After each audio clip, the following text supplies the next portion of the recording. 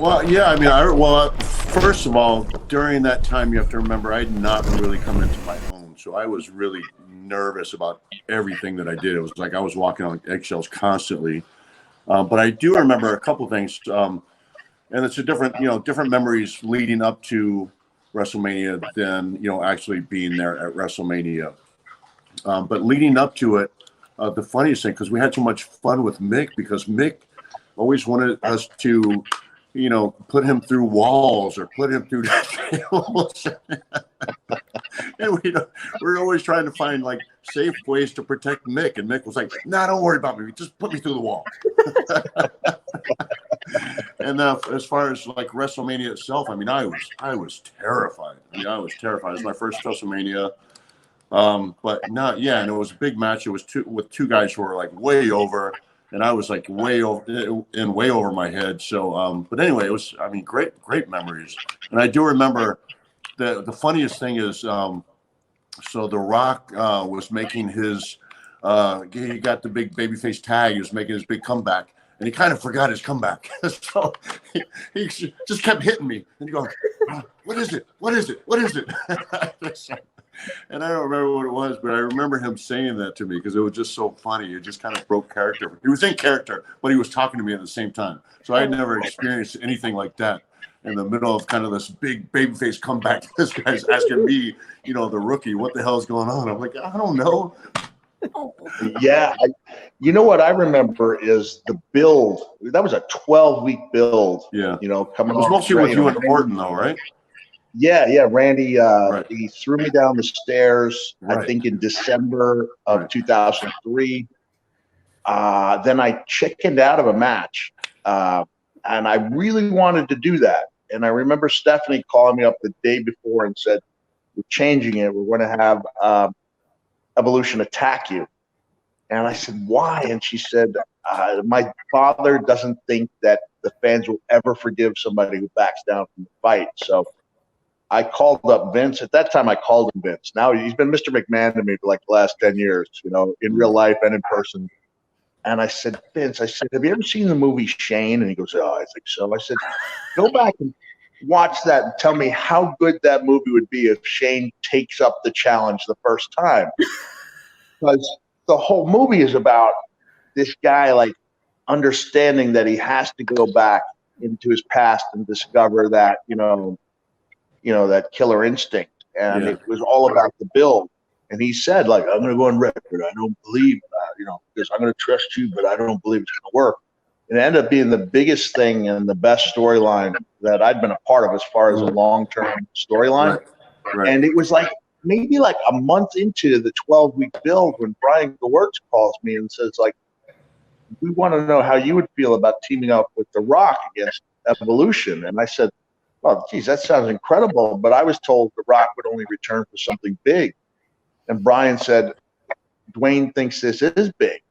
And I literally got like goosebumps, like I'm getting them as I talk now. Is until that moment, even though we'd had the great history, I didn't think he thought of me as being on that level. And so the reason I wanted you guys to be so tough on me is like I wanted to set that table so well so that when Rock returned, it would be, mean the most. And so I thought I had to go through some things, some suffering, and you guys obliged, And I remember pulling Randy. You might remember this, Dave. It was in California, a couple hours from LA, and I pulled Randy aside like right before we go up into Gorilla, and I said, "Randy, sometimes in this business you make your own breaks." And he's just like a young kid at that time. He's looking at me, and I said, "I want you to catch me right over this eyebrow." I said, "Don't worry about how hard you hit me. Come down with it."